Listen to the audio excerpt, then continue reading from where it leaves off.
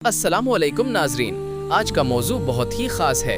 इस्लाम में शादी की पहली रात। इस्लाम में शादी की पहली रात मियाँ बीवी के लिए एक खूबसूरत और मुक़द्दस लम्हा होता है। इस रात को शरीयत के मुताबिक गुजारना ज़रूरी है ताकि अल्लाह की रज़ा हासिल हो और रिश्ते में बरकत आए। नंबर 1, नमाज और दुआ। सबसे पहले मियाँ बीवी को चाहिए कि वो 2 रकत नफल शुक्राना की नमाज अदा करें। इस नमाज के बाद अल्लाह से दुआ करें कि उनका रिश्ता मजबूत हो, मोहब्बत बढ़े और उन्हें नेक औलाद अता हो। दुआ में बरकत और खैर की इल्तिमास करें। नंबर 2, गुफ्तगू और दिलासा। पहली रात में एक दूसरे से खुशगवार गुफ्तगू करें।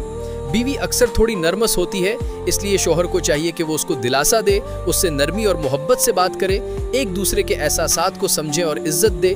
नंबर 3, हाथ पकड़ना और पेशानी पर दुआ पढ़ें।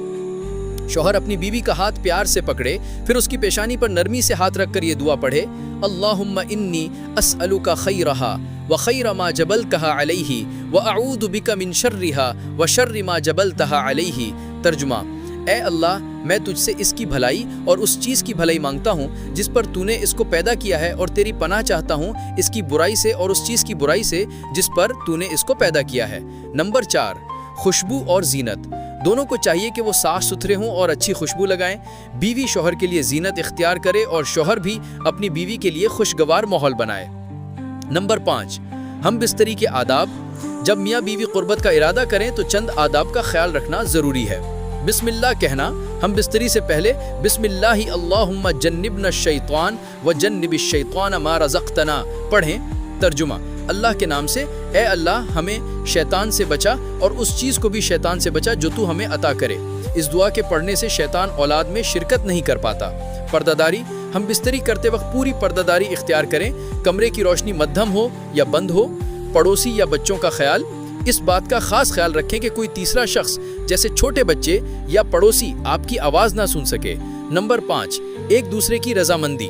दोनों की रजामंदी और खुशी शामिल हो, ज़बरदस्ती से परहेज़ करें। नंबर 6, गुफ्तगू से बचना। हम बिस्तरी के दौरान गैर ज़रूरी गुफ्तगू से परहेज़ करें। नंबर 7, गुस्ल वाजिब होना। हम बिस्तरी के बाद गुस्ल करना वाजिब हो जाता है। फजर की नमाज से पहले गुस्ल कर लेना बेहतर है। अगर फ़ौरन गुस्ल ना कर सकें तो वज़ू कर लेना बेहतर है। नंबर 6, राज पोशी। मियाँ बीवी के दरमियान होने वाली बातें और कुर्बत के लम्हात राज रहने चाहिए।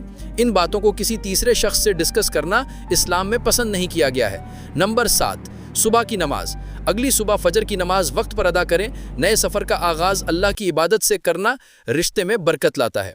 इन बातों पर अमल करके मियाँ बीवी अपनी शादी की पहली रात को इस्लामी तरीके से गुजार सकते हैं और अपने रिश्ते की बुनियाद को मजबूत कर सकते हैं।